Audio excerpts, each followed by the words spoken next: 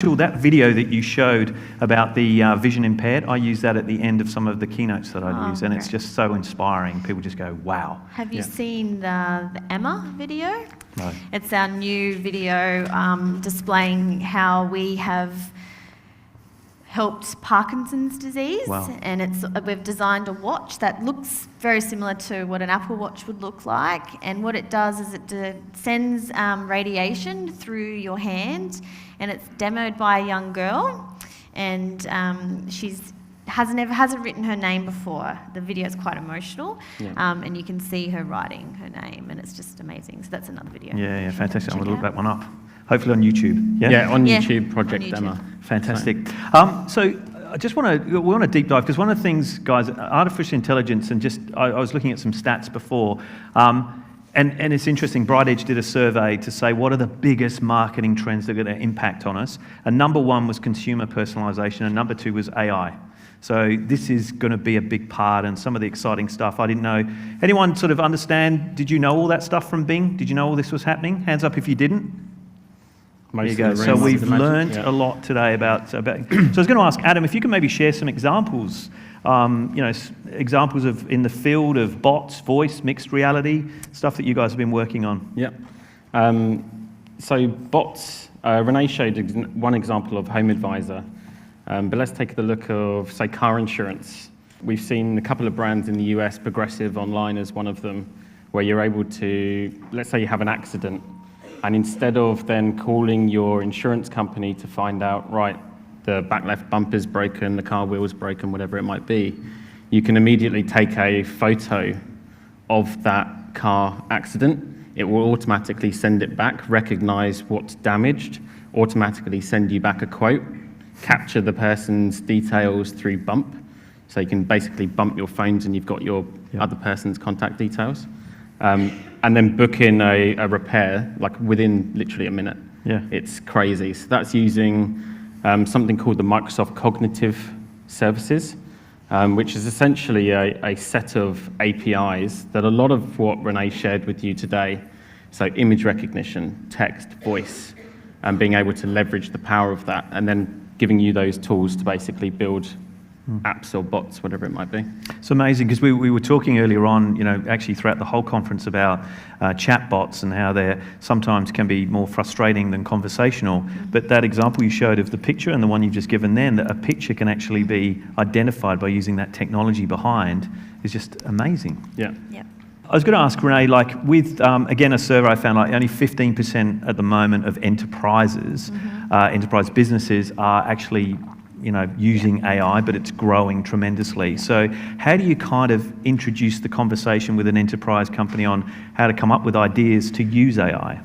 I guess it's all about being curious. People are more afraid to try AI. So I deal with agencies, and I work with Publicis, who's one of the biggest global agencies. They're definitely not a stranger to AI, and they're definitely not afraid to trial it. But when you speak about specific customers that sit within an agency, it's more about educating them and getting them to understand that AI isn't like the Terminator, and that it is something exciting. And also, we need to get on board, because if you're not getting on board, your competitor's getting on board, and then your potential customers are going to go over to that competitor because it's a more exciting experience for them. So I think for us, we really need to just continue to educate the market on AI. Yeah. And I think just to one point, does anyone know of Marcel from Publicis? So Marcel is essentially leveraging the power of AI to connect, I think it's 80,000 of Publicis' internal employees together, so that if a company came to them with a brief, they can access everyone's collaboratively and be able to achieve that. So it's pretty powerful. Yeah, it connects 80,000 employees the 1,200 agencies that sit under Publicis globally and their 185,000 customers all together to answer briefs. So it's pretty, that's a partnership powerful that, network. partnership, yeah, it's pretty amazing. Your powerful brains trust, Yeah, wouldn't it, yeah, to have access to totally. that. Guys, do you have any questions? Because this is you must have something out there, because otherwise I'm just going to keep going asking my questions, and I think this is an option to grab these, a bit of a brains trust that we have from these two up here today. I was hoping we weren't going to do Q&A. That's all right. Adam would take the hard questions, Renee. Yeah, that's good. Try to. Just my question is, in understanding what you said about Bing not just being a search engine, but obviously in terms of AI, significant moves to using that. But I guess for a lot of us in the room today, we're overpowered by the use of Google all the time, and that's where we tend to go. Would you say for companies that they need to be using both? And the other part of the question is, do you see Bing obviously overhauling that dominance that Google has in that area? I'll answer your first question, no. Your second part of the question, no. We don't want to compete in that space the same as Google. We're a very different engine, and we have a very different audience. So I'm sure majority of you here today think that our audience is grandma and grandpa sitting at home trying to figure out how to use their computer. However, our audience is much younger. Our biggest peak of audience is between 25 and 45-year-olds. We have a higher disposable income. We're more educated. Our 12% market share is desktop heavy. And it's all because of Microsoft products being deployed, in the office Monday to Friday. Our search engine, traffic is heavily Monday to Friday as well. So Google also have a great mobile story, but Bing, as I mentioned, isn't just about being a search engine. We are so much more than that. And I think for us at Microsoft, we're all about empowering every person and every organisation on the planet to achieve more. Yes, that's our mission statement, but we, as Microsoft employees, really believe in that, and we do take that really, really seriously. So, yes, look, I've been in digital media for 18 years, and I sold Google ads. I know exactly, what you're saying in regards to that, but I now work on the other side, and we are just so much more than a search engine. So should customers advertise on both? Of course. It's all about capturing as many customers as we can, right? You're not going to turn away a client because they're not, you wouldn't turn away a customer who doesn't walk through your door. So we need to make sure we are giving our customers, putting them in front of the right audience. But Bing isn't, I could get hit by Adam here. Bing isn't for every industry. When we talk about the search engine, our best performing verticals are finance, because we really need to link it to our demo, right? And who uses our engine. So our top performing verticals are finance, tech and telco, travel, and auto. So they're our top four. Oh, and retail. Sorry, retail's our fastest growing vertical. And that's pretty much because of our audience that we have. Kind of, blabbed on a bit there, but hopefully that answers your question. I'm sure there was an answer in there. That was fantastic. Guys, if you have any more questions, please put your hand up so we can bring the catch box across to you. I was going to ask, just out of the box here, just in terms of listening to what you were saying before about how you had Alexa talking to your phone and booking in appointments, and that's amazing. Yeah. But is that the way we're heading? Like, is email becoming a thing of the past? Is it always going to, because I know that's part of what you guys do, but is email starting to become less because it's not instant? I don't know about less.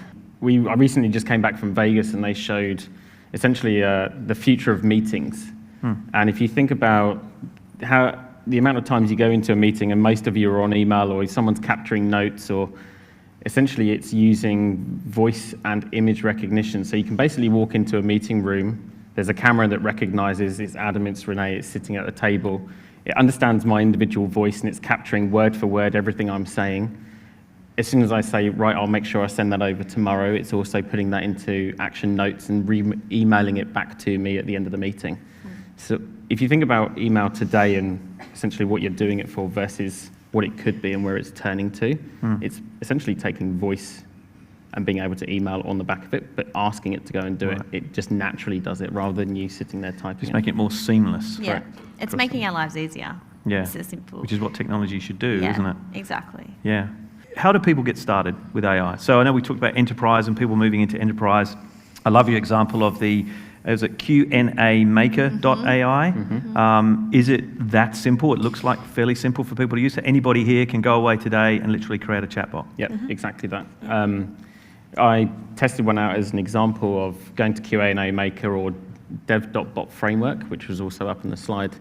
And essentially, you can just take your FAQ page. So if you imagine you're a small retailer, and how many times might you get a phone call saying, what's your opening hours? Or do you sell X, Y, and Z?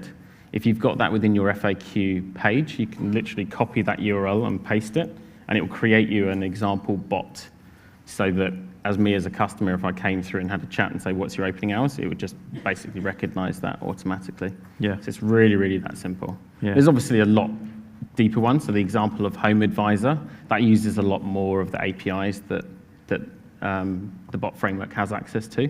But as a basic FAQ one, it's very easy to get started. Yeah. And it kind of makes sense, doesn't it? Because I'd see FAQs on so many websites, and it's kind of like, the old concertina menu where you've got to kind of search down this A to Z listing to find a question. People just don't have time for that anymore, doesn't it? Just type in my question and let technology answer what we're going to do. And I think the other one is the perception that you have to build a bot for Slack, and then you have to build a bot for Facebook Messenger, and then you have to build a bot for Teams or whatever it might be. You essentially want to try and make it as easy as possible. So it's just seeing what tools are out there. This is just one example, but being able to build once and then deploy across multiple should hopefully save a lot of time. Yeah, fantastic.